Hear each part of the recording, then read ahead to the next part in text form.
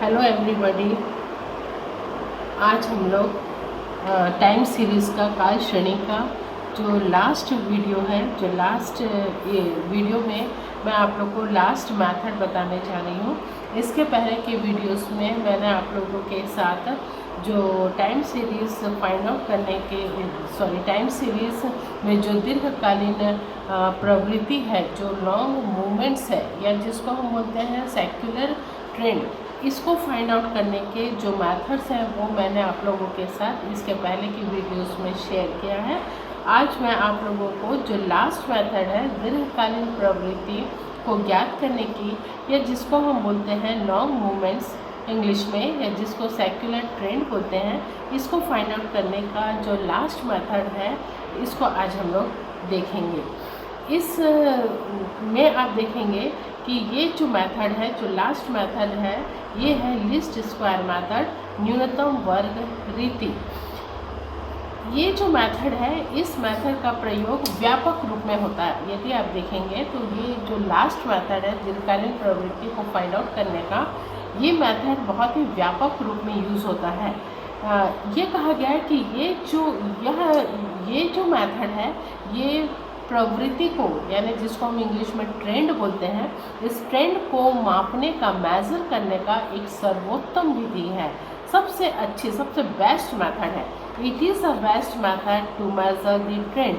अब ये यहाँ पर उठता है कि क्यों ये बेस्ट मेथड है, क्यों ये सर्वोत्तम विधि है, जो लीस्ट स्क्वायर मेथड है, जिसको हम हिंदी में न्यूनतम वर्ग रीति बोलते हैं। ये दीर्घकालीन प्रवृत्ति को, लॉन्ग मूवमेंट्स को फाइंड आउट करने का ये सर्वोत्तम विधि क्यों हम इसको बेस्ट मेथड कहते हैं। तो इसका कारण ये बताया गया कि ये जो मेथड है, इसके द्वारा वास्तविक मूल्य, जिसको हम इंग्लिश में एक्चुअल वैल्यूज़ बोलते हैं, जो आपको पहले से मालूम रहता है, तथा उपनति मूल्य, जिसको इंग्लिश में एक्सपेक्टेड वैल्यू बोलते हैं, ये जो उपनति मूल्य, जिसको हम ट्रेंड वैल्यू भी बोलते हैं, ये एक्सपेक्टेड वैल्यू या ट्रेंड वैल्यू या उपनति मूल्य जो है, इसको हम फाइंड आउट करते हैं। तो ये देखा गया कि जो वास्तविक मूल्य है, यानी जो एक्चुअल वैल्यूज़ हैं, और जो एक्सपेक्टेड वैल्यूज़ यानी उपनति मूल्य हैं, इन दोनों मूल्यों के विचलनों के वर्गों का योग न्यूनतम होता है। तो इनसे, इन दोनों मूल्यों का जो विचलन होता है, और उन विचलनों के वर्गों को जब हम जोड़ते हैं, समअप करते हैं, तो वो न्यूनतम यानी लिस्ट होता है। इसलिए इसे न्यूनतम वर्ग विधि कहा जाता है। इंग्लिश में है, this method is most widely in practice, यानी बहुत ज़्यादा इसका यूज़ होता है। The reason is that the sum of the squares of the deviation of the actual and expected और what we call computed values is least from this line. तो बहुत ही न्यूनतम होता है, लिस्ट होता है जो विचलनों का वर्ग इन दोनों वैल्यूज़ के, इसलिए इसको न्यूनतम वर्ग विधि, that is why this method is called least square method. अब यहाँ आप देखेंगे कि ये जो लिस्ट स्क्वायर मेथड या न्यूनतम वर्ग विधि के द्वारा जब काल श्रेणी के लिए एक सर्वाधिक उपयुक्त रेखा प्राप्त की जा सकती है, यानी ये जो मेथड है, ये इस मेथड के द्वारा जो टाइम सीरीज़ के लिए क्या होता है, सबसे सर्वाधिक, सबसे उपयुक्त रेखा हम फाइंड आउट करते हैं, प्राप्त करते हैं। The line of best fit, जिसको हम इंग्लिश में बोलते हैं। ये जो सर्वाधिक उपयुक्त रेखा होती है, ये रेखा या तो सरल रेखा, जिसको हम इंग्लिश में बोलते हैं स्ट्रेट लाइन, या द्विघातीय परवलय वक्र के रूप में हो सकती है, जिसको हम सेकंड पैराबोलिक कर्व भी कह सकते हैं, या चरघातांकी वक्र, इंग्लिश में इसको बोलते हैं एक्सपोनेंशियल कर्व के रूप में हो सकती है। या तो ये स्ट्रेट लाइन के रूप में, या सेकंड पैराबोलिक कर्व के रूप में, या जिसको हम तीसरा जो एक्सपोनेंशियल कर्व के रूप में ये रेखा हो सकती है। अब यहाँ पर आप देखेंगे कि सरल रेखीय उपनति या प्रवृत्ति, इसको कैसे ज्ञात करते हैं। स्ट्रेट लाइन ट्रेंड, ये देखा गया कि कि न्यूनतम वर्ग रीति, यहाँ पर आप दो चीज़ देखेंगे, एक तो सरल रेखीय प्रवृत्ति यानी स्ट्रेट लाइन ट्रेंड, और दूसरा मैं बताऊंगी आपको जिसको हिंदी में बोलते हैं द्विघातीय परवलय वक्र यानी सेकंड पैराबोलिक कर्व। ये दो कैसे फाइंड आउट करते हैं ये मैं आपको बताऊंगी, ये आपको पढ़ना है दोनों चीज़ को। यहाँ देखिएगा सरल रेखीय प्रवृत्ति जिसको स्ट्रेट लाइन ट्रेंड बोलते हैं, न्यूनतम वर्ग रीति के द्वारा जो लीस्ट स्क्वायर मेथड है इसके द्वारा सरल रेखीय प्रवृत्ति या उपनति स्ट्रेट लाइन ट्रेंड ज्ञात करने के लिए एक सूत्र का प्रयोग किया जाता है। The straight line trend is represented by the equation, और वो इक्वेशन दिया है, ये आपको दिख रहा होगा y = a + bx। ये जो फॉर्मूला है, ये जो समीकरण है, ये आधारभूत समीकरण है, इसको इंग्लिश में बोलते हैं it is a basic equation. ये आधारभूत समीकरण है। ये जो समीकरण है इसमें ये जो y है जो आप फाइंड आउट करते हैं, जिसको हम बोलते हैं प्रवृत्ति मूल्य या जिसको हम उपनति मूल्य भी बोलते हैं, इंग्लिश में है ये ट्रेंड वैल्यू, इसको आप y से इंडिकेट करते हैं। इसमें जो x है, ये y मैंने बताया, इसमें जो ये x है, ये x है समय इकाई, यूनिट ऑफ टाइम, समय इकाई बोलते हैं यूनिट ऑफ टाइम।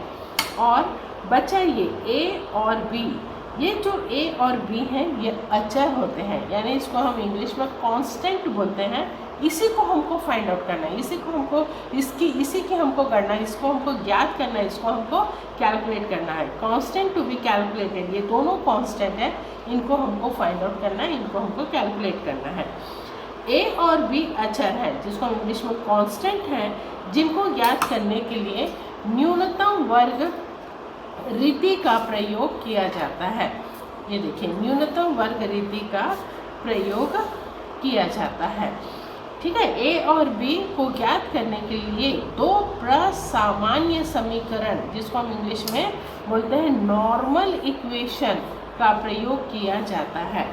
देखिए सबसे पहले जो straight line trend find out करना है, सरल रेखीय प्रवृत्ति, उसके लिए एक बेसिक समीकरण है y = a + bx। ये जो आपको मैंने पहले बताया, इसी से फिर हम प्रसामान्य जिसको हम इंग्लिश में नॉर्मल इक्वेशन बोलते हैं वो बनेगा। सिग्मा y = ये देखिए sigma y = na + b sigma x, ये पहला समीकरण हो गया। यहाँ ये n जो है ये वर्षों की संख्या हो सकती है या महीनों की संख्या, जो समय में आप दिखाएंगे उसकी, जो टाइम में आप लेंगे उसको, उसकी संख्या को यहाँ लेते हैं। ठीक है, ये ट्रेंड जो फाइंड आउट कर रहे हैं y और x जो है समय। दूसरा जो समीकरण है, पहला बना ये जो बेसिक इक्वेशन है, जो आधारभूत समीकरण है, उसमें पहला जो सामान्य नॉर्मल इक्वेशन बना sigma y = na + b sigma x। दूसरा समीकरण हुआ sigma xy = a sigma x + b sigma x²। ये हो गया दूसरा समीकरण। यहाँ पर n जैसे बताया वर्षों की संख्या या महीनों की संख्या, नंबर ऑफ ईयर्स और नंबर ऑफ मंथ्स।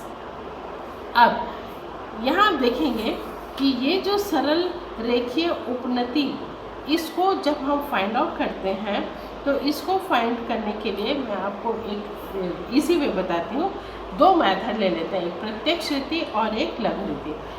प्रत्यक्ष रीति क्या होती है, यानी जो पहला मेथड मैं आपको बता रही हूँ ये स्ट्रेट लाइन फाइंड आउट करने का, इसमें आप देखिएगा इसमें पहले वर्ष को मूल बिंदु मान लेते हैं, यानी जो समय दिया रहेगा, मान लीजिए वो ईयर में दिया है, तो उस ईयर में जो पहला वर्ष होगा, जो पहला ईयर होगा, उसी को ओरिजिनल पॉइंट, उसी को मूल बिंदु मान लेते हैं। ठीक है, यानी जिसको हम मूल बिंदु मानते हैं उससे हमको डेविएशन यानी विचलन निकालना पड़ता है। ठीक है, तो जब प्रत्यक्ष रीति का हम निकालते हैं प्रत्यक्ष रीति से, तो सबसे पहले वर्ष को हम मूल बिंदु मानते हैं और उसी से हम फिर डेविएशन यानी विचलन निकालते हैं। लघु रीति का मतलब होता है कि जो बीच का वर्ष, एग्जैक्ट बीच का वर्ष होगा, उसको हम मूल बिंदु मानेंगे और उससे हम फिर डेविएशन यानी विचलन निकालेंगे। ठीक है। तो लघु रीति में बीच के वर्ष को मूल बिंदु मानते हैं और उससे हम डेविएशन यानी विचलन निकालते हैं, जबकि जो डायरेक्ट मेथड होता है प्रत्यक्ष रीति, उसमें पहले वर्ष को ओरिजिनल मूल बिंदु या ओरिजिनल पॉइंट मान लेते हैं और उससे हम वहाँ पर डेविएशन फाइंड आउट करते हैं, डेविएशन निकालते हैं। तो ये सूत्र मैंने 2 प्रसामान्य सूत्र बताए हैं। ये प्रसामान्य सूत्र जब हम पहले वर्ष को मूल बिंदु मान करके निकालेंगे तो ये दोनों सूत्र यूज़ होगा, ठीक है। और जब हम लघु रीति यानी बीच के वर्ष को मूल बिंदु मानेंगे, बीच के वर्ष को मिडिल के ईयर को जब हम ओरिजिनल पॉइंट मानेंगे, तब फिर हम ये जो सूत्र है, ये जो फॉर्मूला है, इसको हम शॉर्ट में लेंगे। उसको मैं बता देती हूँ, शॉर्ट हो जाता हो भी। यहाँ पर एक क्वेश्चन हम लोग पहले लेते हैं। निम्न आंकड़ों से न्यूनतम वर्ग रीति द्वारा सरल रेखीय उपनति ज्ञात कीजिए। Find straight line trend bye least square method from the following data. ये डेटा है आपके पास, सीरीज दिया हुआ है, ईयर आपको दिया हुआ है 1996, 1997, 98, 99, 2000। मान यानी जो वैल्यूज़ हैं, सेकेंड जो सीरीज़ है वो है 8, 10, 15, 13 और 14, ठीक है। एक में वर्ष है, दूसरे में मान है यानी वैल्यूज़ दिया हुआ है। अब इसको हम पहले इस तरह से लिख लेंगे। देखिए, आपको पूरा टेबल बनाना पड़ेगा। वर्ष को हमने यहाँ पर पहले लिख लिया, ईयर को। उसके बाद जो दूसरा है मान यानी वैल्यूज़, उसको भी हमने लिख लिया। 96, 97, 98, 99, 2000 ये ईयर हो गया। वैल्यूज़ में देखिए मैं सेम उतार दिए 8, 10, 15, 13, 14। अब इसके बाद हम क्या करेंगे कि हमको x निकालना पड़ेगा, ठीक है। x निकालने के लिए यानी हमको डेविएशन, इसको बोलते हैं डेविएशन, यानी इसको विचलन बोलते हैं, ठीक है। विचलन निकालने के लिए अभी मैं प्रत्यक्ष रीति बता रही हूँ, यानी जहाँ पर पहले वर्ष को मूल बिंदु ओरिजिनल पॉइंट पहले वर्ष को मानना है, ठीक है। तो 1996 दिख रहा है आपको यहाँ पहला वर्ष, इसको मैंने 0 मान लिया क्योंकि इससे हमको डेविएशन निकालना। पहले वर्ष को हमने ओरिजिनल बिंदु माना है, इससे हम डेविएशन निकालेंगे, तो इसको हमने 0 मान लिया। अब 1997 से 1996 को घटाएंगे, नीचे से ऊपर वाले को, जो डेविएशन जिससे निकालना है उसको हम हर एक ईयर से घटाएंगे। तो 97 से 96 को घटाए तो 1 आ गया। 98 से 96 को घटाएंगे तो ये 1 हो गया। 98 से 96 को घटाएंगे तो 2 हो जाएगा।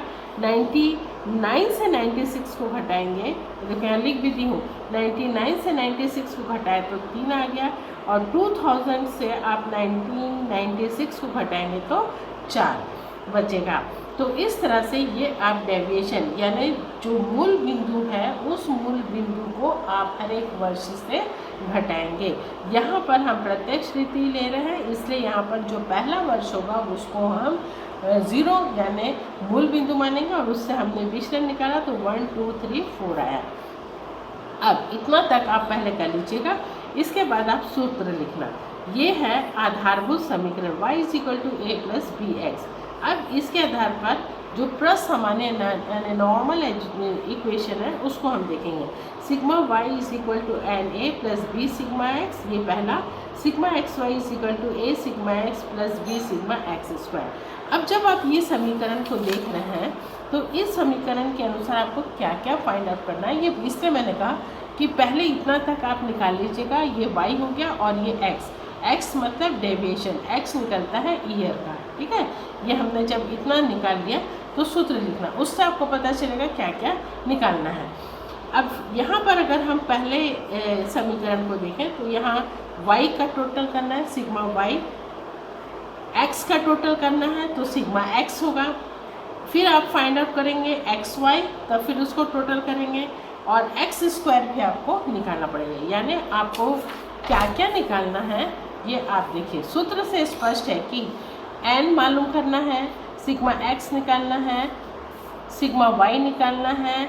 और ये पहले समीकरण में आपको क्या क्या निकालना है, आपको निकालना है सिग्मा x, एन और सिग्मा वाई आपको निकालना है। इसी प्रकार दूसरे समीकरण में सिग्मा एक्स वाई और सिग्मा एक्स स्क्वायर ज्ञात करना है। ठीक है, यानी दूसरा जो समीकरण है एक्स वाई है, उसको पहले एक्स वाई निकालेंगे, फिर उसका टोटल करेंगे, एक्स स्क्वायर निकालेंगे, फिर उसका टोटल करके सिग्मा करेंगे। तो इस तरह से आपको इन सारी चीज़ों को निकालना है। अब हम सामान्य जो दो समीकरण है उसको लिखेंगे। Sigma y n a plus b sigma x y equal to a sigma x plus b sigma x square. अब इन जो समीकरण है उसमें हम वैल्यूज़ को रखना है। वैल्यूज़ रखने के पहले इसमें और जो फाइंड आउट करना है उसको निकाल लेते हैं। तो x है, अब हम यहाँ देख रहे हैं n हमको निकालना। n मैंने बताया कि जो टाइम है उसकी संख्या, यहाँ वर्ष है तो 1 2 3 4 5 वर्ष किस में दिया हुआ है, n कितनी वर्ष की संख्या कितनी हो गई 5, तो n हो गया आपका 5। यहाँ देख लीजिए, है ना, यहाँ हम दिखा रहे हैं वर्ष 1 2 3 4 5, तो वर्ष हो गया n बराबर 5। सिग्मा y कर लिए, सिग्मा y आया आपका 60। x का टोटल करेंगे क्योंकि सिग्मा x भी निकालना है, देखो सूत्र में सिग्मा x दिया है, तो x का टोटल सिग्मा x ये हो गया 10। फिर दूसरा समीकरण है उसमें एक्स स्क्वायर, उसका सिग्मा एक्स करना है, सिग्मा एक्स स्क्वायर। तो पहले एक्स स्क्वायर कर लेते हैं, एक्स का डबल, एक्स स्क्वायर मीन्स जो एक्स है उसको डबल करना। तो 0 इंटू 0 0, 1 1 सा 1 हो जाएगा, 2 2 सा 4, 3 3 3 9, 4 4 सा 60। अब इसका जब हम टोटल करेंगे तो ये हो जाएगा 30 और ये होगा सिग्मा एक्स स्क्वायर।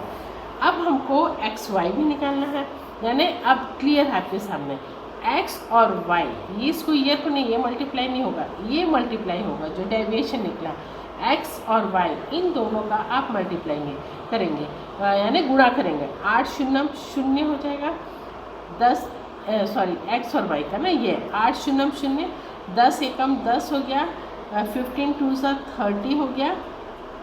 ठीक है, 13 इंटू 3 तो 13 इंटू 3 39 और 14 इंटू 4 ये हो जाएगा 56।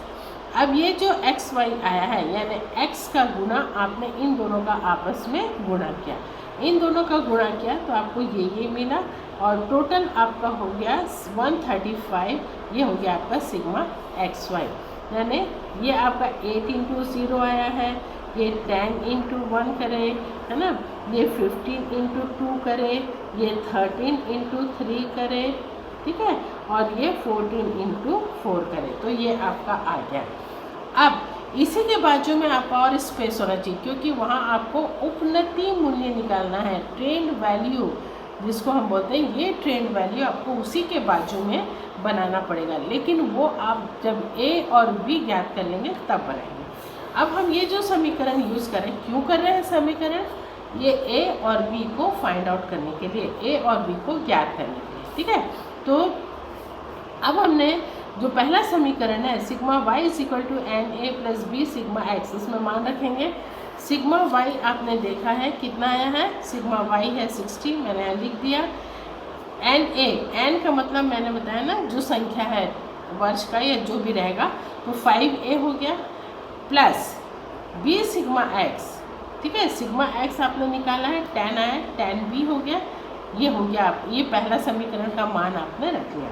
दूसरा समीकरण है sigma x y is equal to a sigma x plus b sigma x square, ये दूसरा समीकरण। सिग्मा एक्स वाई का टोटल है 135, टेबल से देख लीजिए। सिग्मा एक्स है 10 और ए हो गया 10a, मतलब 10a, जो भी a होगा उससे उसका गुणा होगा 10 का, plus b sigma x square कितना है टेबल में देख लो 30, सिग्मा एक्स स्क्वायर 30, तो 30b हो गया। तो इस तरह से आप मान रखेंगे, तो 60 ये दो समीकरण आपको मिला है। ठीक है, अब ये जो दो समीकरण मिला है इसको हमको सॉल्व करना है। ये सॉल्व करने के लिए आपको एक जो है उसको बराबर करना होगा ताकि कर सकें, है ना। तो समीकरण एक को हम करेंगे 2 से गुणा करेंगे, समीकरण 1 में 2 का गुणा करने पर और समीकरण 2 से घटाने पर, यानी फर्स्ट वाला जो इक्वेशन है उसमें 2 का मल्टीप्लाई करेंगे और जो मिलेगा उसको सेकंड समीकरण से, सेकंड इक्वेशन से सब्ट्रैक्ट करना है। घटाना मीन्स उसको सब्ट्रैक्ट कर देंगे, ठीक है। तो जब हम ये पहला जो समीकरण है 60 = 5a + 10b, ये पहले समीकरण में जब 2 का गुणा करेंगे, 60 में 2 का करें तो 120 हो गया, बराबर 5 2 5 10, 10a हो गया, प्लस 2 10 20b हो गया। यानी ये जो पहला समीकरण है उसमें जब हम 2 का गुणा करें तो वो बदल के हो गया 120 बराबर 10a + 20b, ठीक है। अब ये जो समीकरण है, इस समीकरण को मैं क्या करूँगी, जो दूसरा समीकरण है उससे मैं घटाऊँगी। तो दूसरा समीकरण था 135 = 10a + 30b, ये दूसरा समीकरण है।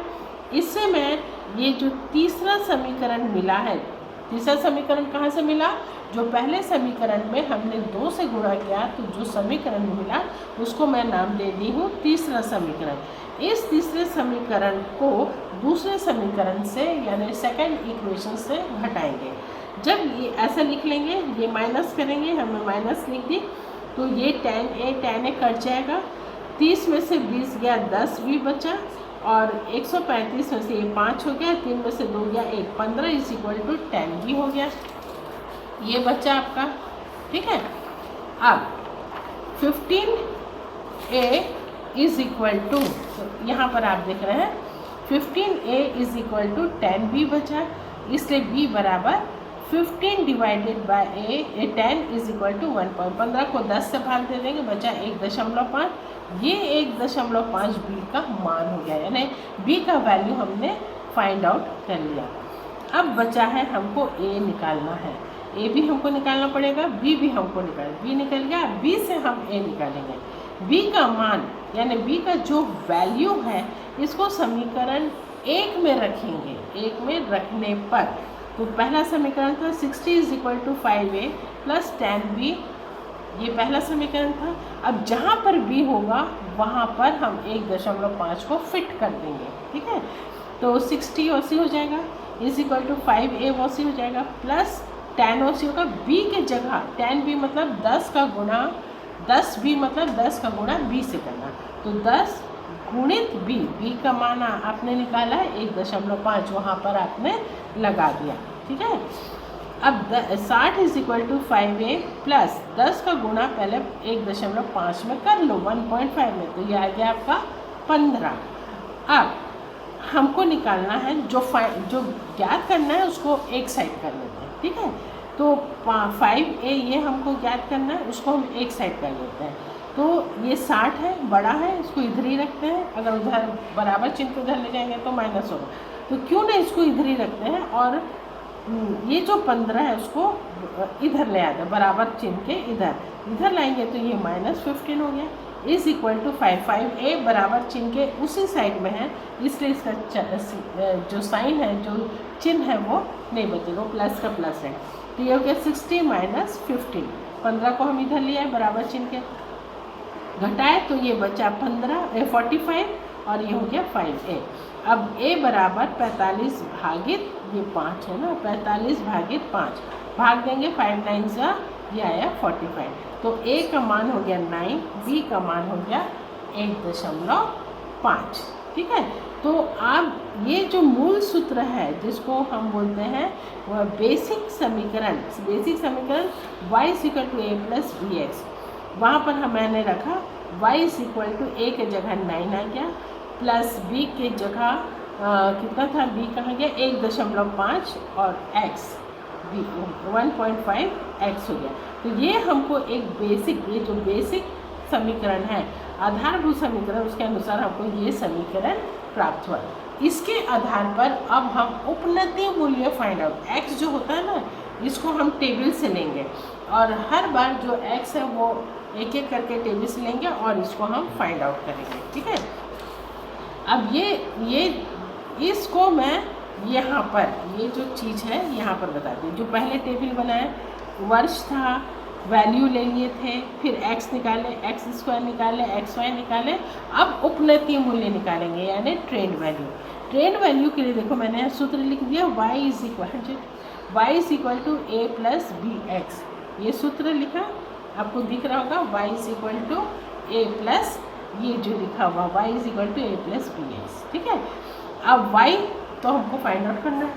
a कितना है, a का मान आपको बताया है, a का मान है 9, मैं 9 लिख दिया, प्लस है सूत्र का, b का मान 1.5 गुणित बी एक्स, मतलब b का गुणा करना है x से, तो b का मान पहले लिख दिया 1.5, b का मान मीन्स b का वैल्यू मैंने लिख दिया है 1.5 गुणित ये हो गया 0, पहला वाला x, ये x हम कहाँ से लेंगे, टेबल से लेंगे, तो x हो गया यहाँ पर पहला 0, देखो 0 का मल्टीप्लाई करें, 1.5 में 0 का मल्टीप्लाई करेंगे तो 0 हो जाएगा, तो 0 को फिर प्लस करेंगे 9 में, तो ये कितना आ जाएगा, 9 ही आ जाएगा। ये देखो यहाँ पे करें 9 प्लस 1.5 इंटू 0, तो 9 प्लस 0 इसका गुणा करें तो 0 हुआ, 9 में 0 को जोड़ दिए तो 9। इस तरह से आपको पहले उसको हल करना है और सीधा बराबर चिन्ह के इधर आप उसको लिखेंगे, यहीं पे आप हल नहीं करेंगे,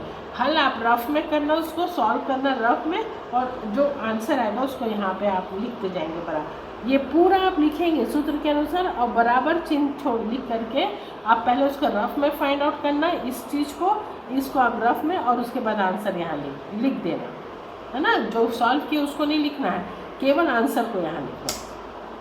अब दूसरे में आते हैं, फिर आ जाएगा 9 प्लस 1.5 इंटू, अब दूसरा x है 1 को यहाँ ले लिए, ठीक है, इसको सॉल्व किए तो आएगा 10.5, है ना, 1.5 का गुणा 1 में करेंगे तो 1.5 आएगा, अब 1.5 को प्लस 9 कर देंगे तो ये आ जाएगा 10.5, तो 10.5 यहाँ लिख दिए। फिर आते हैं, फिर हम हर एक x को लेना है आपको, और इस तरह से आपको ये उपनति मूल्य मिलेगा। फिर आया 9 प्लस 1.5, b के जगह 1.5 इंटू x अब हो जाएगा 2, ये देखो 2 है यहाँ पर, इस 2 को हम यहाँ मल्टीप्लाई करेंगे तो आपका आएगा 12। जब आप इसको सॉल्व करेंगे, मैंने बताया ना, पहले गुणा करना, जो आएगा उसको 9 में जोड़ देना, तो ये हो जाएगा 12, ये 12 आएगा, 12 आया। फिर 9 प्लस 9, आपको एक बार और बता दूँ, 9 है जो a का मान यहाँ पर आपने फाइंड आउट किया है, a is equal to 9, b is equal to 1.5, बस हम जो सूत्र है उसमें उसको बैठा, समीकरण में इसको बैठा रहे हैं। फिर 9 प्लस 1.5 इंटू नेक्स्ट x है 3, ये 3 का मल्टीप्लाई करें, इसको मल्टीप्लाई करें, जो आया उसको 9 में जोड़िए तो ये आया 13.5, 15.5, इस तरह से ये आ गया। फिर है अगला, फिर लेंगे 9 प्लस 1.5 इंटू नेक्स्ट x है 4, यानी b इंटू एक्स का मतलब है x जो है वो आप एक एक करके हर बार आप टेबल से लेना, जब भी सॉल्व करेंगे वो एक एक करके टेबल से लेते जाना, तो आपको इस तरह से कैलकुलेशन होगा और फिर मिलेगा। तो 1.5 का 4 में गुणा करेंगे तो ये आया 6, और 9 को 6 में जोड़ दिए तो ये आ गया 15, तो 15 यहाँ हम लिख देंगे। तो इस तरह से आपने देखा है ये उपनति मूल्य, यानी पहले आपने जो प्रसामान्य समीकरण है, जो नॉर्मल इक्वेशन है 2, उससे आपने a और b को फाइंड आउट किया, और पहले आपने b निकाला, फिर आपने a निकाला, और ये a और b जो है वो इस मूल समीकरण में यूज़ होता है। ये मूल समीकरण से आप ट्रेंड वैल्यू निकालते हैं। आप क्या निकालते हैं? ट्रेंड वैल्यू, जिसको हम बोलते हैं उपनति मूल्य या प्रवृत्ति मूल्य बोलते हैं, ये आप इससे निकालते हैं। तो इसीलिए जब आप यहाँ पर टेबल बनाएंगे तो इस टेबल के लिए यहाँ स्पेस छोड़ देना, ताकि आप इसके मान को यहाँ इनके वैल्यूज़ को लिखें। लिखने के बाद जो भी सॉल्व करना वो आप रफ में करना और सीधा आंसर को ला करके बराबर के इधर लिखना। तो इस तरह से आपको ये ट्रेंड वैल्यू मिला। पहला मिला 9, दूसरा मिला 10.5, तीसरा है 12, चौथा है 13.5 और पाँचवा है 15। ठीक है, अब हम इससे डायग्राम बनाते हैं। जब डायग्राम बनाते हैं, रेखा बनाते हैं, तो ये डायग्राम मैंने यहाँ लिखा, देखिए ये डायग्राम बनाने के लिए आपको सिर्फ 3 चीज़ को ध्यान में रखना। एक तो ईयर यानी जो जिसको हम इंग्लिश में हिंदी में वर्ष बोलते हैं, दूसरा मान यानी वैल्यूज़ जो एक्चुअल डेटा है यानी वास्तविक मूल्य जो क्वेश्चन में दिया था, वर्ष जो क्वेश्चन में दिया था, और उपनति मूल्य जो ए और बी फाइंड आउट होने के बाद ये जो आपने उपनति मूल्य निकाला है 9, 10.5, 12, 13.5 और 15, उसको मैंने यहाँ लिख दिया। अब इसी को हमको प्लॉट करना है किसमें, डायग्राम में, ठीक है। बाकी ये जो टेबल है ये समीकरण के लिए था, ये इक्वेशंस के लिए था, लेकिन ये और ये जो उपनति मूल्य निकाले हैं ये एक्चुअल में यूज़ होता है डायग्राम के लिए। तो ये उपनति मूल्य समझ में आ गया होगा। सीधा मान लिखना, पहले मल्टीप्लाई करना और फिर जो आएगा उसको प्लस करना, जो भी वैल्यू रहेगा ए का उसमें प्लस कर देना, तो ये आपका इस तरह से निकल जाएगा, ठीक है। अब मैं इसको डायग्राम को दिखाती हूँ। ये देखिए डायग्राम जो है ये है डायग्राम, ठीक है। ये डायग्राम देखेंगे और टेबल को देखेंगे, ठीक। ये ट्रेंड वैल्यू ये देखिए यहाँ पर है, अच्छे से देखिए, ये वर्ष है, ये वाई का मान है और ये जो उपनति मूल्य हमने निकाला है। वर्ष को हमेशा ओ एक्स एक्सेस में यानी ओ एक्स अक्ष में दिखाएंगे, और जो दूसरा साथ में चर होता है यहाँ पर वैल्यूज़ या मान दिया है उसको हमने ओ वाई अक्ष में ले लिया। सबसे पहले स्केल मान लेना, पैमाना मान लेना। पैमाना में ओ एक्स अक्ष में आपने क्या माना है, ओ वाई अक्ष में आपने क्या माना है। जैसे मैंने यहाँ लिखा है 2 centimetre is equal to 1 year, यानी 2 सेंटीमीटर बराबर 1 वर्ष मैंने लिया है। और ओ वाई अक्ष में मैंने 1 सेंटीमीटर बराबर 2 का मान ले लिया है, दो का अंतर करके, ठीक है। तो यहाँ देखिए 2, 4, 6, 8, 10, 12, 14, 15, ये दो का अंतर करके कर लिया। और यहाँ वर्ष के बीच में हम 2 सेंटीमीटर, ये 1 सेंटीमीटर का है लेकिन 2 का मान में जो अंतर है, और यहाँ वर्ष हो गया, ठीक है। अब सबसे पहले सेम चीज़ है, सबसे पहले वर्ष के अनुसार आप जो एक्चुअल डेटा है, जो वास्तविक मूल्य है, जो क्वेश्चन में दिया रहता है, उसको आप प्लॉट कर लेना। जैसे 1996 में मैंने लिया है 8, पहले 8 हो गया। 97 में 10 है तो 10, 97 में 10 ले लिया।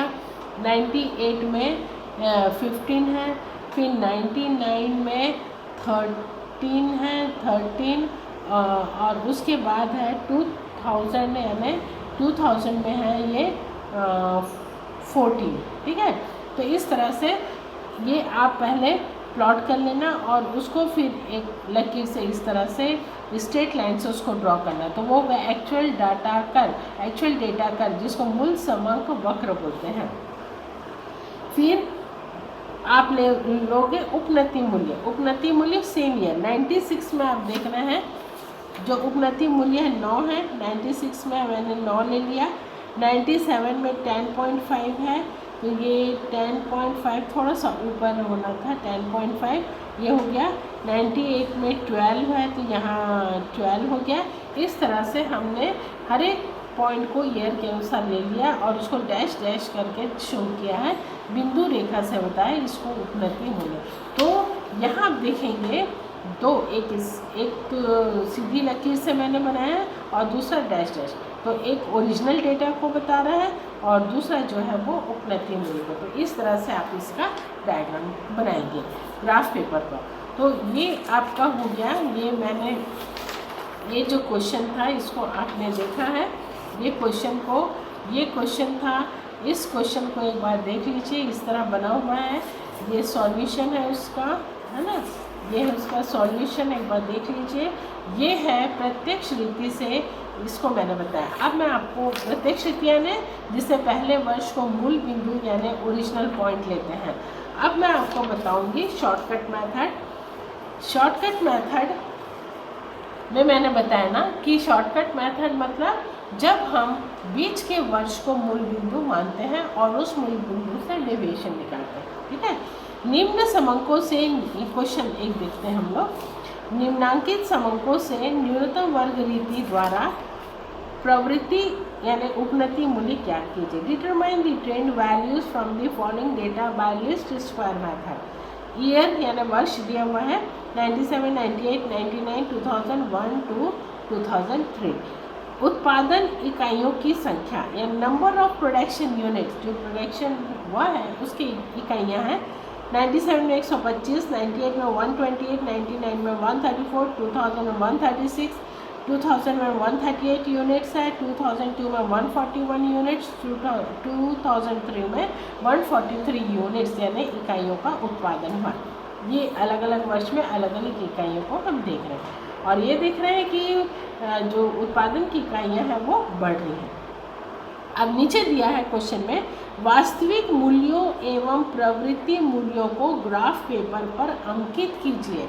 Draw the original means actual values, plot the original data and trend values on a graph paper। ये क्वेश्चन में जब दिया रहेगा तो ड्रॉ करना, नहीं दिया रहेगा तो सिर्फ आप उसको समीकरण में लगा करके आप सॉल्व करना, ए और बी फाइंड आउट करना और तब आपको ये समीकरण मिलेगा। ये बस इतना होगा। अगर वो प्लॉट करने बोलेगा, ड्रॉ करने बोलेगा या उसको बनाइए बोलेगा, ग्राफ पेपर पर अंकित कीजिए, तो फिर आप लोग ड्रॉ करना, ठीक है। और नहीं तो बस ये समीकरण आपको लास्ट में मिलेगा। ये समीकरण मिलने के बाद आप ये उपनति बना लेना। ये उपनति मूल्य जो मैंने आपको बताया कैसे बनाना है, तो उपनति मूल्य आपको फाइंड आउट हो जाएगा, ठीक है। अब इसको प्लॉट करना है। प्लॉट करने के लिए यहाँ पर देखिए, यहाँ पर सबसे पहले हमको कैलकुलेशन करना पड़ेगा, ठीक है। ये क्वेश्चन को मैंने यहाँ लिखा, वर्ष हो गया 97, 98, 99, 2000, 1, 2, 3। उत्पादन इकाइयों की संख्या ये मैंने यहाँ लिख दिया पूरा, 125, 128, 134, 136, 138, 141, 143 हो गया, ठीक है। अब हम विचलन निकालेंगे, यानी हमको x निकालना है, ठीक है। अब यहाँ हम शॉर्टकट मेथड लेते हैं, तो हम बीच का वर्ग एग्जैक्ट देखो, ऊपर 3 छूट रहा है, नीचे 3 छूट रहा है, 2000 को हम ले लेते हैं। तो 1, 2, 3, 4, 5, 6, 7 है, तो 3 3 नीचे हो गया। बीच का वाला वर्ष जो है वो हम ले लेते हैं 0, जिसको मूल बिंदु मानते हैं उसको 0। अब इसको हम ऊपर के वर्षों से घटाएंगे और फिर नीचे के वर्षों से घटाएंगे, ठीक है। 99 से 2000 को घटाएंगे तो -1 आ जाएगा। 98 से 2000 को घटाएंगे तो -2 आएगा। 97 से 2000 को घटाएंगे तो माइनस, यानी जिसको हम मूल बिंदु माने हैं मैंने उसको पहले ऊपर के वर्षों से घटाया है, तो -1, -2, -3 आया, क्योंकि ये वर्ष दो छोटे हैं, है ना, 2000 से कम के हैं। अब 2001 से 2000 को घटाना है तो +1 आएगा। 2002 से 2000 को घटाएंगे तो 2 आ जाएगा और 2003 से 2000 को घटाएंगे तो +3 होगा, ठीक। अब उसके बाद इतना हम करने के बाद समीकरण को लिखेंगे, लघु रीति का प्रयोग करेंगे। जब आधारभूत समीकरण वही है y = a + b sigma x। अब यहाँ पर जो प्रसामान्य नॉर्मल समीकरण है उसको मैं पहले लिख रही हूँ, sigma y = na + b sigma x, b sigma x, ये पहला समीकरण है। अब ये जो नॉर्मल इक्वेशन है, ये प्रसामान्य समीकरण, ये भी शॉर्ट हो जाएगा। इसमें हम b सिग्मा x को हटा देंगे तो बचेगा sigma y = na, a = sigma y/n, यानी ये हमारा समीकरण हो जाएगा। यानी ये जो समीकरण था अब वो शॉर्ट होकर के इतना हो गया, ठीक। दूसरा समीकरण जो है sigma xy = a sigma x + b sigma x², इसमें a सिग्मा x हट जाएगा, sigma xy = b sigma x, इसमें से इसको हटा देंगे तो बचा b सिग्मा x²। तो sigma xy = b sigma x², b निकालना है तो b इधर आ जाएगा, सिग्मा xy/ सिग्मा x²। तो इस तरह से आपको दो समीकरण मिलेगा, सिग्मा y = na या a = sigma y/n, sigma x y is equal to b sigma x square या b is equal to sigma x y upon sigma x square. ये है आपका शॉर्टकट मेथड। अब निकालना क्या क्या है ये आप देख लीजिए। आपको सिग्मा एक्स स्क्वायर पर निकालेंगे, फिर उसका टोटल करेंगे, सिग्मा निकालेंगे, सिग्मा वाई निकालेंगे, नंबर ऑफ़ ईयर्स देख लेंगे, सिग्मा एक्स करेंगे, सिग्मा एक्स स्क्वायर करेंगे, एक्स वाई पहले फाइंड आउट करेंगे, फिर सिग्मा एक्स वाई करेंगे, है ना। और लास्ट में जगह छोड़ देना, जो उपनति मूल्य हम निकालते हैं, जो लास्ट में समीकरण बचेगा, जो मूल समीकरण होगा, उस पर उस ए और बी के मान को बैठा करके, ए और बी के वैल्यूज़ को रख करके हम जो फाइंड आउट करते हैं एक एक एक्स को लेकर के, वो होता है उपनति मूल्य या ट्रेंड वैल्यू। ठीक है। अब मैंने यहाँ पर एन देख लिया 7 है, वाई का सिग्मा क्या है 945 आया। अब सिग्मा एक्स करेंगे। ठीक है। सिग्मा एक्स देखते हैं, माइनस माइनस को जोड़ लिए तो -6 आया, प्लस प्लस तो +6, तो सिग्मा एक्स क्या हो गया 0। एक्स का डबल कर लो, 3 3 9, 2 दूनी 4, 1 1 कम 1 और ये हो गया। इसको हमने टोटल किया सारे प्लस में तो 28 आया। सिग्मा एक्स स्क्वायर आपका आया है 28। अब एक्स वाई है ना, एक्स वाई कैसे करना है, ये दोनों का मल्टीप्लाई, वाई और एक्स का हमको एक्स और वाई का मल्टीप्लाई, यानी ये आया है 125 इंटू -3 का जब गुणा करें, ये प्लस माइनस माइनस में आ गया, सिंपल गुणा कर दो तो 375 है। वैसी 128 का गुणा -2 में, तो ये प्लस है ये माइनस है, तो प्लस माइनस माइनस हो जाएगा, सीधा 2 का गुणा 128 में तो 256। 134 प्लस में है, माइनस प्लस माइनस माइनस में आएगा, और 1 में गुणा करें तो 134। 136 का गुणा 0 में करेंगे तो 0 आ जाएगा। ठीक है। अब 138 का गुणा, अब सब प्लस में है तो 1 से किए तो 138, 141 का गुणा प्लस 2 में करें, ए बी प्लस है तो 282, 143 का गुणा 3 में कर दिए तो 429। ये सारे प्लस में रहेंगे और ये माइनस में रहेंगे। ठीक। अब इतना का हम सिग्मा करते हैं, सिग्मा एक्स स्क्वायर किए 28 आ गया था। एक्स वाई का टोटल करना है तो माइनस माइनस को अलग से जोड़ लो, ये माइनस माइनस को तो -765 आया, प्लस प्लस को जोड़ लिए तो +859 आया। ठीक। अब प्लस माइनस करें तो ये आया 84, और ये बड़ा है प्लस वाला तो प्लस का साइन यहाँ पे लग गया। अब शॉर्टकट मेथड का हम सूत्र यूज़ यहाँ पर करेंगे। केवल आपका टेबल में एक चीज़ जो बचा रहेगा, ए और बी फाइंड आउट होने के बाद ये मूल सूत्र में ये ओरिजिनल यानी जो आधारभूत समीकरण है, जिसको हम बेसिक इक्वेशन, उसी को हम यहाँ पर सॉल्व करेंगे। अब सूत्र का प्रयोग करेंगे, use of formula. Sigma y is equal to n, ये पहला समीकरण शॉर्टकट में।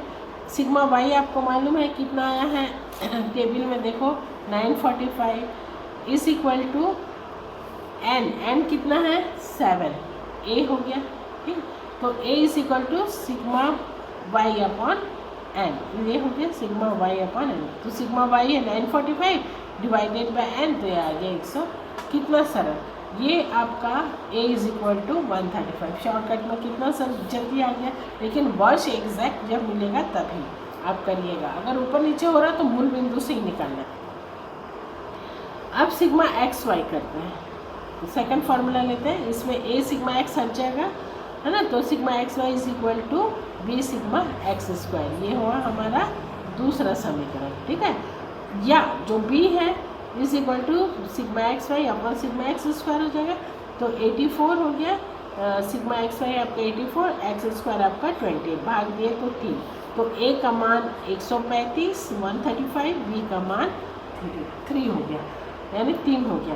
तो ये जो बेसिक समीकरण है, ये मूलभूत जो समीकरण है, y is equal to a plus b x, तो y is equal to a का मान लिख दो प्लस b का मान, और ये x क्या है जो हम एक एक करके वहाँ पर सॉल्व करेंगे, इससे उपनति ज्ञात करेंगे। अब ये जो फॉर्मूला है, ये जो समीकरण है, आप इससे उपनति यानी ट्रेंड वैल्यू फाइंड आउट करेंगे।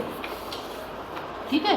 तो यहाँ देखिए y is equal to a plus, मैंने यहाँ लिख दिया उपनति मूल्य y is equal to a plus b x.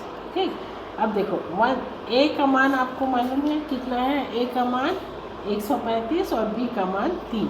तो a का मान 135 प्लस b आया है 3 इंटू x है, मतलब b का गुणा x में, तो b का मान 3 लिख दिए गुणित x कितना है पहला वाला -3, तो देखो -3 लिख दिए। ठीक, अब जब इसको देखो मैं पेंसिल से ही सॉल्व करी हूँ, रफ है ये ना। 135 सूत्र का प्लस 3 तिया 9 -9, ठीक है, 135 प्लस माइनस 9, 135 में 9 घटा दिए तो 126, ये आ गया 126। दूसरा है, अब दूसरा x लेंगे, लेकिन पहले पूरा लिख लें। 135 प्लस 3 यानी b का मान 3 गुणित x का मान यहाँ है -2 हो गया। अब 135 प्लस 3 दूनी 6, तो ये -6 आएगा। ये सूत्र का प्लस है, लेकिन जब मैं इसको सॉल्व करूँगी तो ये -6 आएगा। अब 135 में -6 को घटा देंगे तो आएगा 129। फिर आया, फिर लिखे हम 100, हर एक का आपको निकालना, तो हर बार आपको ये पूरा मान लिखना पड़ेगा और आंसर सॉल्व आप पीछे कर लेना रफ में। 135 प्लस b का मान 3 गुणित, अब आया है -1, तो -1 यहाँ ले लिए। 135 प्लस 3 एकम 3, लेकिन आएगा -3, तो 135 में से प्लस माइनस हो गया। 135 में से -3 में से 3 को घटा दिए, प्लस माइनस क्या होगा माइनस, तो 135 में से 3 को घटा दिए तो बचा 132। अब आते हैं अब हम लेंगे, यहाँ पर 0 है नेक्स्ट, है ना। तो 135 a का मान प्लस b का मान 3 गुणित, यहाँ पर x है 0 गुणा कर दी। 135 प्लस 3 0 0, 135 में 0 को जोड़े तो 135 आए, ठीक है। ऐसे करके आपको सारे के मान निकालना है। फिर आप 135 प्लस 3 गुणित 1, अब ये तो सारे प्लस में, तो साइन का यहाँ प्रॉब्लम नहीं आएगा। 135 प्लस 3 1 ज़ा 3 हो गया, तो 138 हो गया, मतलब 135 में 3 को जोड़ दिए। फिर 135 प्लस 3 गुणित दूसरा x है ये 2, तो 3 दूनी 6, तो 135 में 6 को जोड़ दिया तो 141। फिर 135 a का मान प्लस b का मान 3 गुणित अगला x है लास्ट वाला 3 दिया 9, 135 में 9 को जोड़ दिया तो 144। तो आपको ये मिला उपनति मूल्य। इस उपनति मूल्य को मैंने अलग से यहाँ पर लिख दिया, देखो अलग से यहाँ लिख दिया। ईयर ले लिए क्योंकि हमको क्या करना है, अब डायग्राम बनाना है, डायग्राम प्लॉट करना है, तो उसके लिए हमको 3 चीज़, तो वो 3 को मैंने यहाँ दिखा दिया अलग से आपको दिखे। 9 ईयर है, उत्पादन है, उपनति। उत्पादन जो एक्चुअल में पहले से दिया हुआ है, एक्चुअल डेटा है ना। अब पहले इसके साथ इसको प्लॉट करेंगे, फिर ईयर के साथ उपनति मूल्य को प्लॉट करेंगे। तो ये जो सीधी लकीर है, हर एक बार आप डॉट ले लेना ऐसा, फिर पहले आप उत्पादन को प्लॉट करना, जो ओरिजिनल डेटा है, एक्चुअल डेटा है, इसको ये वक्र मिलेगा, एक्चुअल डेटा वक्र। फिर आप प्लॉट करना उपनति मूल्य यानी ट्रेंड लाइन, जो कि डैश डैश से है, इसको भी वर्ष के साथ लेते जाना। और ये देखिए मेरा बना ये है 2 ट्रेंड लाइन, आपको इस तरह से मिलेगा। एक उपनति वक्र जो आपने कैलकुलेट किया फिर निकाला, और ये जो प्रोडक्शन का है जो पहले ही ओरिजिनल डेटा में है। तो इस तरह से आप ट्रेंड लाइन को फाइंड आउट करते हैं। अब हम आते हैं जो लास्ट है, एक स्ट्रेट लाइन उपनति मूल्य निकालना मैंने बता दिया, डायरेक्ट मेथड से और फिर शॉर्टकट मेथड से। डायग्राम भी मैंने आपको बता दिया, डायग्राम इसमें भी वैसे बनेगा। द्विघातीय परवलय विधि सेकेंड डिग्री पैराबोलिक मेथड जो है, उसमें भी आप ना जब उपनति मूल्य फाइंड आउट करेंगे, ट्रेंड वैल्यू फाइंड आउट करेंगे, तो एक बार ईयर के साथ उत्पादन को दिखाना, डॉट ले लेना, स्ट्रेट लाइन से मतलब लाइन अलग अलग करना, ऐसा पता चले कि आपने किसको एक्चुअल डेटा लाइन बताया और किसको जो ट्रेंड वैल्यू यानी उपनति मूल्य बताया है ना। अब यहाँ पर हम देखते हैं ये जो मेथड है, इससे यदि उपनति, इसके द्वारा जब हम उपनति निकालते हैं, ट्रेंड निकालते हैं, ज्ञात करते हैं, तो अब समीकरण हो जाता है y = a + bx + cx², जबकि वहाँ था y = a + bx। ये ओरिजिनल डेटा था, ठीक है। इसके बाद आप देखेंगे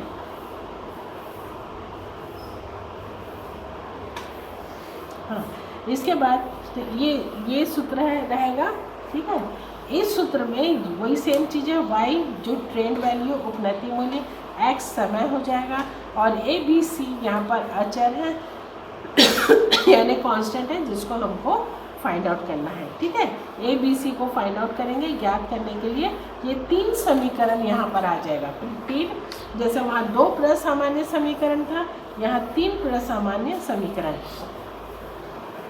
sigma y = na + b sigma x, इसको देख करके, प्लस c सिग्मा x², ये हो गया पहला। Sigma xy = a sigma x n हट जाएगा, plus b sigma x² plus c sigma x³ हो जाएगा, ये दूसरा। अब sigma x² y = a sigma x² b sigma x³ और ये हो जाएगा c सिग्मा x4। तो इस तरह से ये 3 आपको ये समीकरण, पहला, दूसरा और ये तीसरा समीकरण, आपको 3 समीकरण मिलेंगे।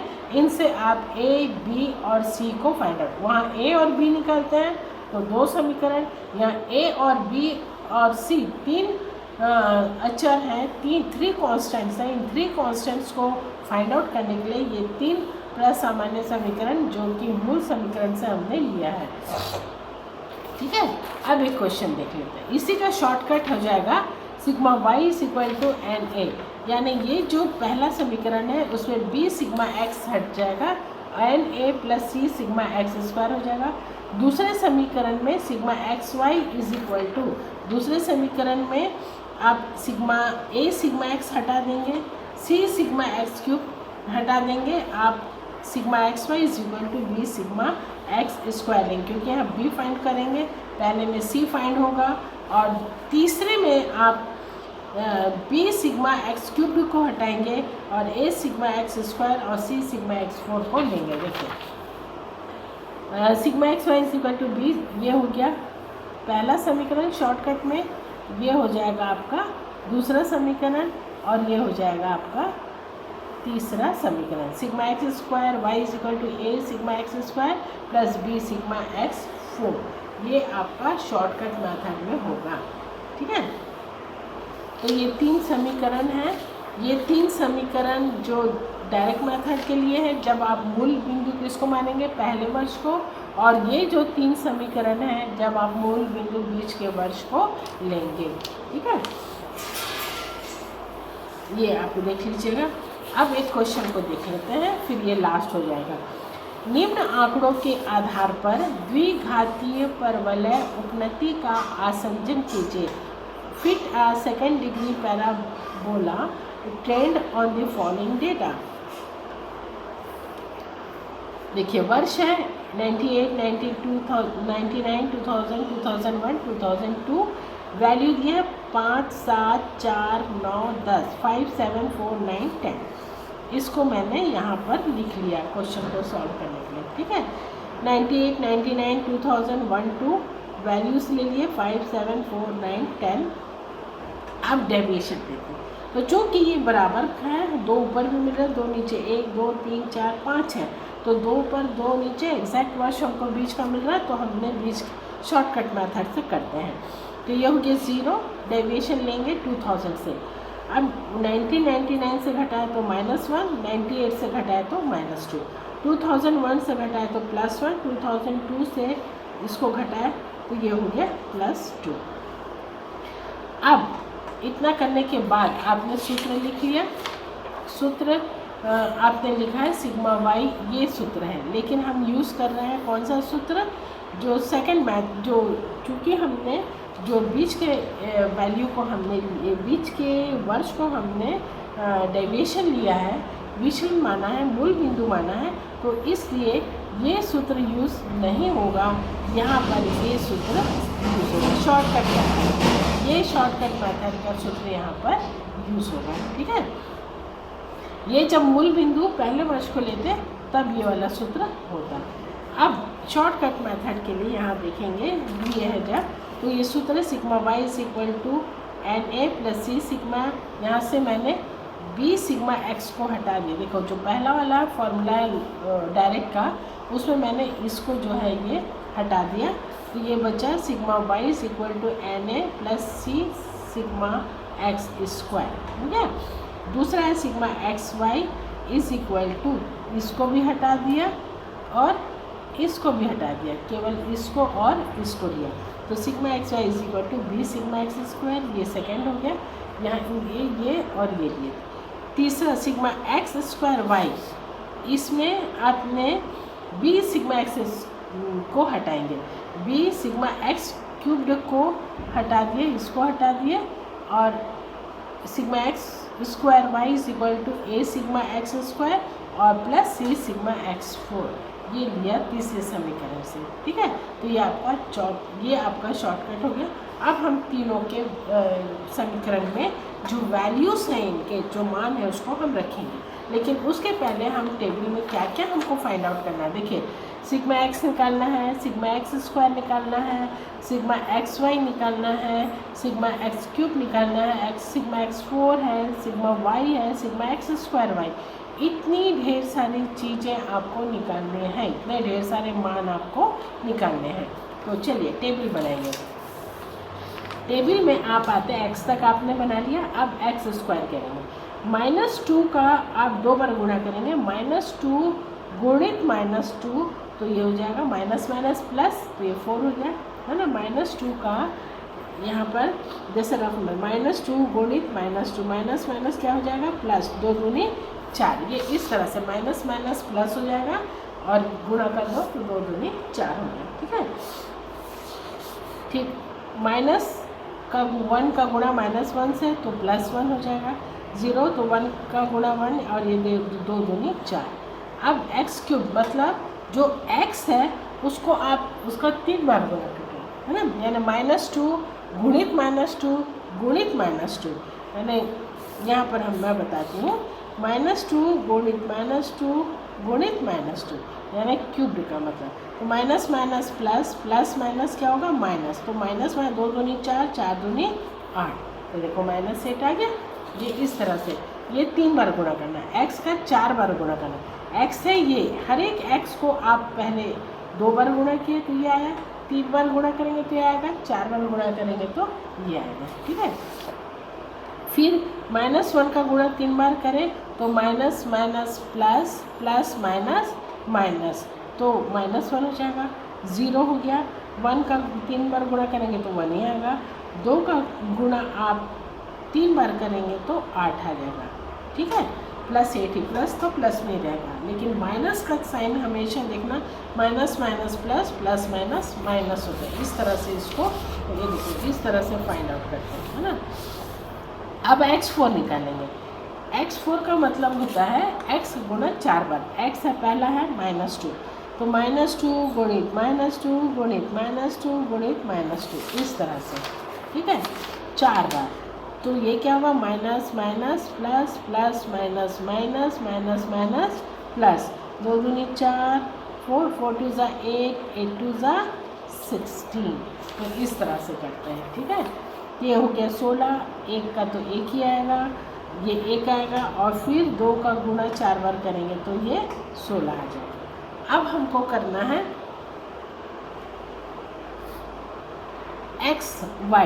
एक्स वाई कहाँ है, ये x है और ये y है, यानी 5 का गुणा -2 में करना है। देखो ना, 5 ये प्लस है और ये माइनस, 5 दूनी 10 हो गया, प्लस माइनस माइनस। ठीक है, 7 का गुणा माइनस हो, 7 बन जा 7, प्लस माइनस माइनस, 4 0 0, फिर 9 एकम 9, दोनों प्लस है तो प्लस रहेगा, 10 दूनी 20 प्लस। अब x square y, x square कहाँ है, ये है, इस एक्स स्क्वायर का पहले आपने एक्स और वाई इन दोनों का गुणा किया, ठीक है। अब एक्स स्क्वायर का वाई में गुणा करेंगे, इन दोनों का गुणा, ठीक है। ये देखो ऐसा साइन बना दिया। 5 का गुणा 4 में करेंगे एक्स स्क्वायर में, इसको हटा देंगे।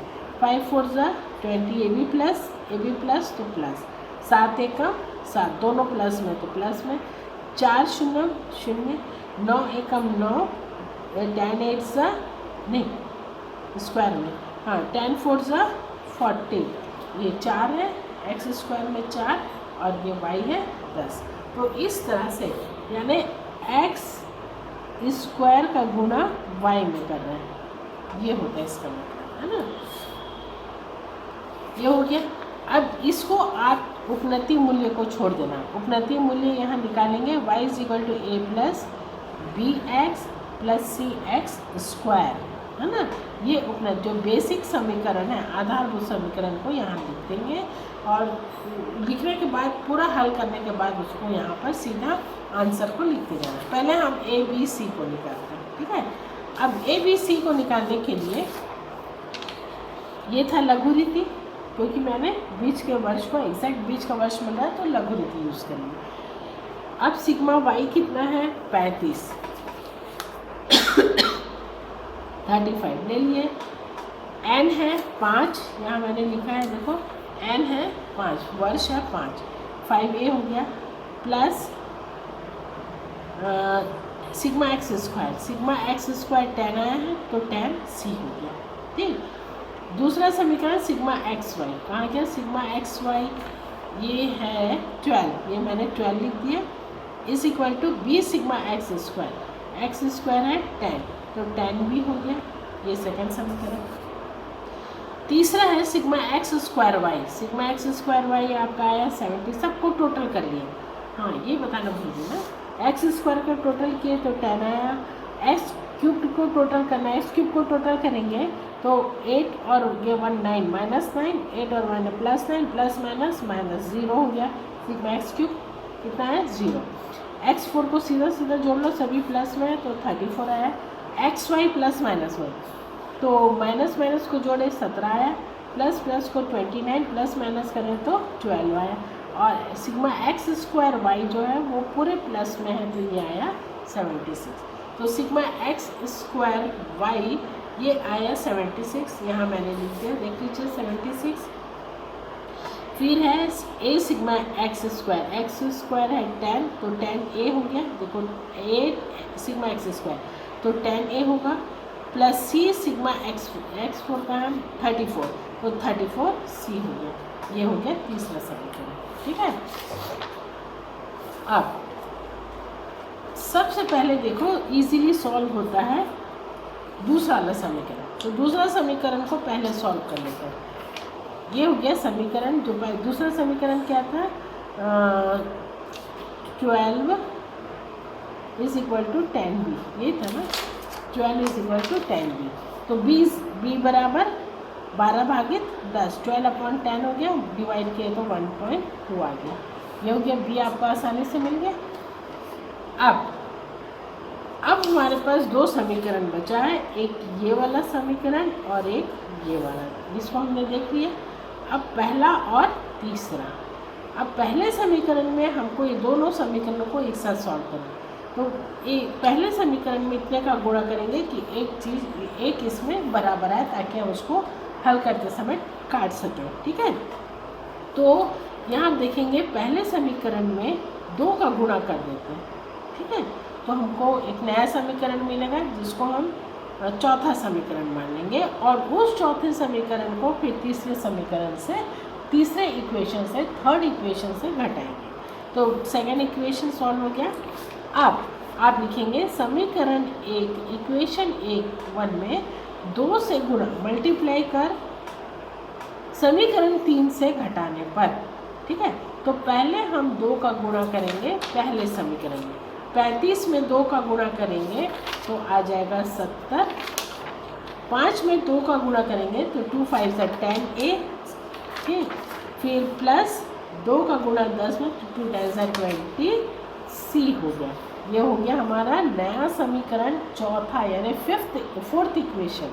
अब ये जो नया समीकरण है फोर्थ इक्वेशन है, इसको हमको ये थर्ड समीकरण से तीसरे समीकरण से घटाना है ना। घटाना मीन्स सब्ट्रैक्ट करना, माइनस करना है, ठीक है।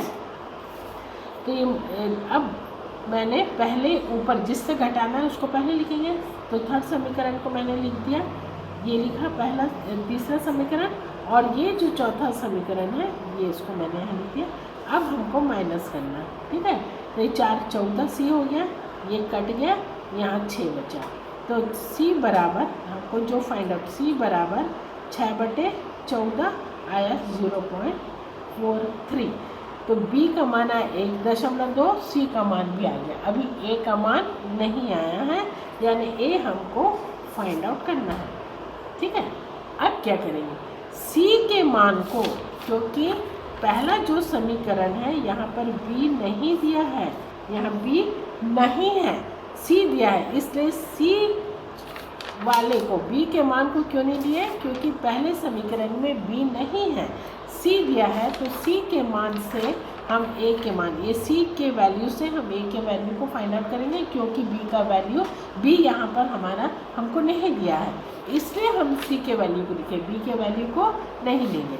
तो सी का वैल्यू समीकरण इक्वेशन 1 में रखने पर, ये जो पहला इक्वेशन है इसमें सी का ही वैल्यू फिट होगा, क्योंकि बी यहाँ पर नहीं है। तो अब सी का फिट करेंगे और ए को फाइंड आउट करेंगे, ठीक है। तो 35A पहला समीकरण है, 35A 5A + 10C, जो पहला वाला समीकरण, उसको ये इक्वेशन, इसको मैंने यहाँ से यहाँ लिख दिया। अब 35A 5A + 10 × C है, गुणा, कोई साइन नहीं, मतलब 10 का गुणा C में करना। तो C का मान कितना है 0.43। 35 = 5A वैसे हो गया, प्लस इसको पहले सॉल्व करें, 4.3 हो गया। अब जिसको हमको निकालना है, जिसको ज्ञात करना है, जिसको फाइंड आउट, उसको हम एक साइड कर देंगे, है ना। तो 35 इधर ही रहने देंगे, 4.3 को हम बराबर चिन्ह के इधर लाएंगे, तो ये प्लस माइनस में बदल जाएगा, -4.3 हो गया, बराबर 5A उधर ही है, तो ये भी प्लस का प्लस रहेगा। 35 बराबर चिन्ह के इधर ही है, तो प्लस रहेगा। 5A प्लस बराबर चिन्ह के उसी साइड है, बदले नहीं है, तो वो प्लस रहेगा।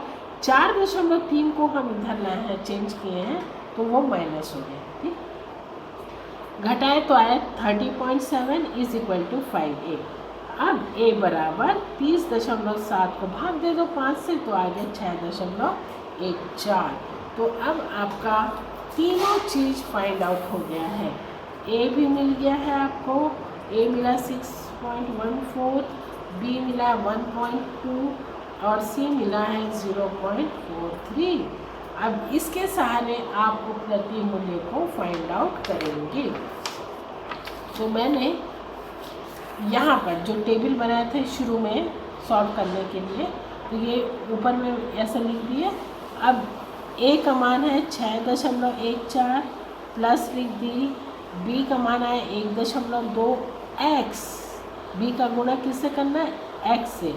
तो पहला x है -2, तो 1.2 का गुणा -2 में, फिर प्लस सूत्र से लिख दी। C आया है 0. यहाँ लिखना भूल, 0.43, है ना, गुणित x² कितना है 4 है। दोनों का एक एक, हर एक को हमको लेना पड़ेगा, एक बार x को लेंगे और एक बार x² को। b के साथ x आएगा, c के साथ x² यानी 4, फिर नेक्स्ट ऐसा लेते जाएंगे। तो ये लिख दिया। अब ये पूरा सॉल्व होने के बाद जो आएगा उसका आंसर को यहाँ लिखना पड़ेगा, लेकिन मैं यहाँ जगह नहीं है, तो मैं इसको अलग पेज में यहाँ पर आपको बता रही है। देखिए ये बनेगा टेबल में, y = a + bx + cx²। a का मान है, देखिए यहाँ से मैंने लिख दिया, प्लस b का मान 1.2x, x मैं टेबल से बता रही, x है पहला है -2, यहाँ लिख दिए, फिर सूत्र का प्लस, c का -0.43 प्लस नहीं होगा, गुणित x²। x² कितना है पहला वाला 4, ये देखिए 4, ये है पहला x में -2 और ये 4, तो -2 b के साथ गुणा है, 4 जो है वो c के साथ है, ठीक है। अब इसको पूरा जब हम सॉल्व कर लेंगे तो सीधा यहाँ पर आंसर, ऐसे तो आंसर आएगा नहीं, तो इसको मैंने यहाँ सॉल्व किया है। देखिए कैसे सॉल्व करना है, आप देखिए 6.14 सूत्र का प्लस लीजिए, ठीक है। अब 1.2 प्लस में है और ये माइनस में, इन दोनों का गुणा होगा तो 2.4 आएगा, प्लस माइनस माइनस होगा, प्लस सूत्र का आ गया, इन दोनों प्लस में है तो प्लस लिखे, इन दोनों गुणा किए तो 1.72 है, ठीक है। अब 6.14 और सी हो गया, प्लस माइनस माइनस हो गया, फिर ये प्लस 4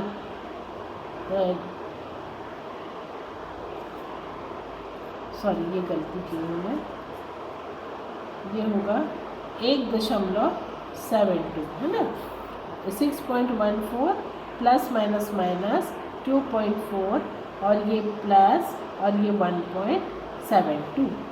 अब ये जब हमको मिला, अब इसको हमको हल करना है, तो जो प्लस प्लस है ये भी प्लस, इसके आगे कोई साइन नहीं, मतलब प्लस, ये प्लस है और ये प्लस, ये धन है ये धन, दोनों धन को प्लस को हम जोड़ लेंगे तो 1 हो जाएगा, ये आया 7.86। इस 7.86 को मैंने यहाँ लिख दिया, प्लस में है, अब -2.4, इसमें से 2.4 को घटाया तो आया 5.46, इस 5.46 को मैंने यहाँ पर लिख दिया। तो वैसे आपको हर बार ये सॉल्व करना पड़ेगा और इस तरह से आंसर जो मिलेगा इसको यहाँ लिखेंगे। देखिए नेक्स्ट वाला था, यहाँ पर ए फिर मान लिख दिए, बी का मान लिख दिए, अगला x टेबल से देख लिया -1 है, प्लस c का मान लिख दिए, गुणित x² भी 1 है, ये x -1 है और x² 1 है। अब इतने को सॉल्व किए, ये यहाँ पे सॉल्व किए, देखो ये हो गया -1.2, ये का गुणा तो 1 होते ही आएगा 0.43, 6.14 प्लस माइनस माइनस हो गया प्लस 0.43, अब प्लस प्लस को मैंने जोड़ लिया, ये 6.14 और 0.43 को जोड़े तो आया 6.57, उसमें 1.2 को घटा दिया तो 5.37 आया और मैंने यहाँ लिख दिया 5.37। तो इस तरह से आप जो ट्रेंड वैल्यू है उसको फाइंड आउट करेंगे। तो जब ड्रॉ करेंगे तो ड्रॉ करने के लिए वर्ष हो गया, वाई का मान हो गया और ये ट्रेंड वैल्यू। तो एक बार एक्स यानी वर्ष के साथ आप ये जो मान है 5 मतलब एक्चुअल डेटा को प्लॉट कर लेना, अंकित करना, उसको ड्रॉ कर लेना, स्ट्रेट लाइन मतलब लाइन खींच के डायरेक्ट, और फिर उपलब्धि मूल्य को वर्ष के साथ प्लॉट करना। तब देखना एक बार 98 के साथ 5